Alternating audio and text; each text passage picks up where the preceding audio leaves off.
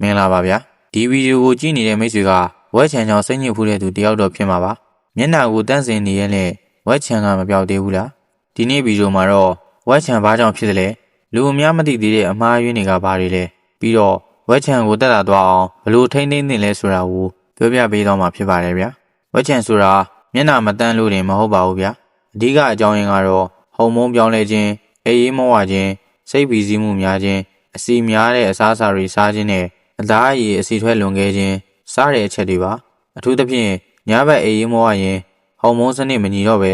ဝက်ချန်ပိုထွက်လေပါတယ်ဒါကြောင့်ဝက်ချန်ကိုကုသမယ်ဆိုရင်အပြင်ပိုင်းနေမကပဲကိုယ့်ရဲ့နေထိုင်မှုပုံစံကိုပါပြုပြင်ဖို့လိုပါတယ်လူအများဆုံးမှားနေတဲ့အချက်တစ်ချက်က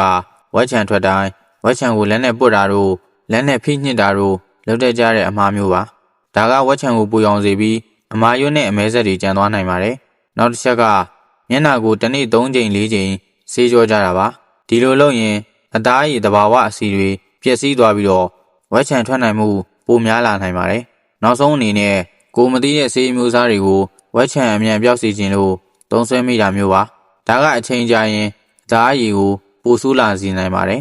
ဝက်ချန်တက်တာစီဖို့အရန်ခက်ခဲတာမလိုပါဘူးဗျာလှုပ်ဆောင်ရမှာတွေကပထမအဆုံးရေများများတောက်ပါညာတိုင်းအေးဝအောင်အိပ်ပါအစီလွန်ခဲ့တဲ့အစားအစာတွေအရန်ချိုလွန်းတဲ့အစားအစာတွေဒါတွေကိုလျှော့ပါပြီးတော့နေ့စဉ်အသုံးပြုနေတဲ့ခေါင်းတွေမျက်နှာတုပ်ပေါ်ဝါတွေကိုတန်ရှင်းစွာအသုံးပြုဖို့ကလည်းအရေးကြီးပါတယ်ဒီအချက်လေးတွေကိုနေ့စဉ်လိုက်နာလိုက်ရင်ဝက်ချန်ကတဖြည်းဖြည်းတက်တာလာမှာပါဝက်ချန်ဆိုတာအချိန်ယူပြီးထိန်းသိမ်းရတဲ့ပြဿနာပါအမြန်ပြောက်ချင်လို့မှားရင်းတဲ့နီးလန်းတွေကိုမသုံးပါနဲ့ဒီဗီဒီယိုလေးကမိတ်ဆွေတွေအသုံးဝင်နေဆိုရင် like and share လေးလုပ်ပေးပါနောက်ထပ်ကျမ်းမာရေးဘူးသုဒကောင်းတွေကိုတင်ဆက်ပေးတော့မှာမို့လို့ follow လုပ်ခဲ့ဖို့လည်းမမေ့ပါနဲ့ဦးနော်အားလုံးကိုကျေးဇူးတင်ပါတယ်ဗျာ